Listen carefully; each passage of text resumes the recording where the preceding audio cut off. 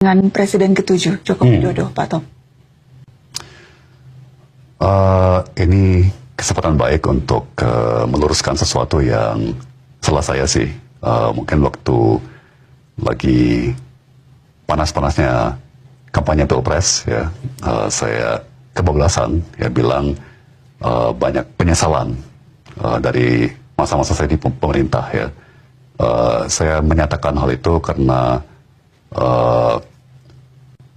melihat data kegagalan kebijakan kami, ya, sebagai kabinet, dengan malah menciutnya kelas menengah, ya. Jadi tujuan semua negara yang mau sejahtera secara berkelanjutan adalah membangun sebuah kelas menengah yang tebal dan kuat, ya. Tapi data menunjukkan bahwa kelas menengah malah menciut. Ini data awal yang kemudian dikonfirmasi secara definitif, ya, 5-6 bulan kemudian dengan BPS mengumumkan bahwa persentase kelas menengah kita menciut dari 21 atau 22% menjadi hanya 17%, ya kan? Jadi saya merasa sedih sekali waktu itu. Saya keluar dari mulut saya banyak penyesalan dari masa-masa saya di pemerintah, ya. Yang kemudian diliput oleh media mengatakan, wah, Tom Lembong nyesel pernah menjadi bagian dari pemerintah, ya. Itu tidak baik, ya, karena kepercayaan yang diberikan oleh Pak Jokowi, ya, kepada saya sebagai penasihat ekonomi, sebagai penulis pidato, kemudian sebagai menteri, ya, anggota kabinet, itu sebuah kehormatan yang luar biasa, ya. Dan saya akan konsisten mengatakan saya seumur hidup akan selalu berterima kasih atas kesempatan yang diberikan, atas kepercayaan yang diberikan, ya. Mungkin banyak pendukung saya akan kesal mendengar saya bicara begini, tapi secara etika, ya, saya wajib menghargai sekali kesempatan dan kepercayaan yang diberikan oleh Pak Jokowi pada masanya, ya.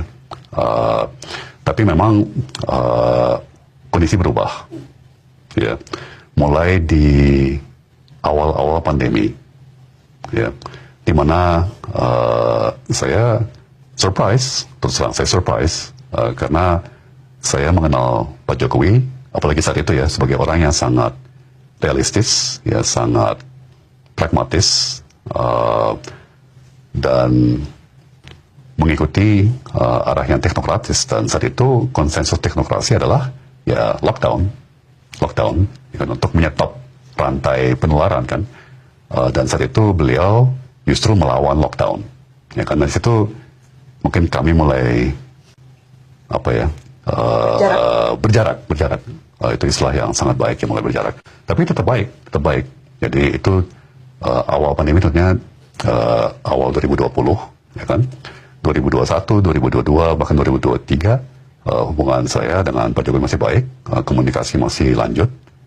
Saya masih sempat membuatkan pidato buat beliau, meskipun sudah tidak lagi di pemerintahan, ya.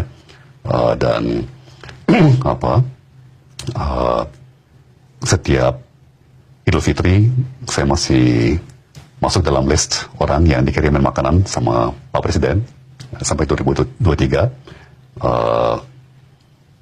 Acara pernikahan kawinannya Mas Kaisang di Solo saya masih diundang juga, ya kan.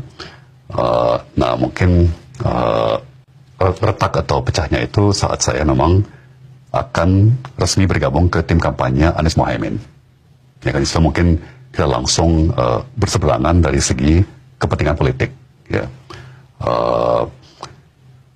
Itu yang saya tahu.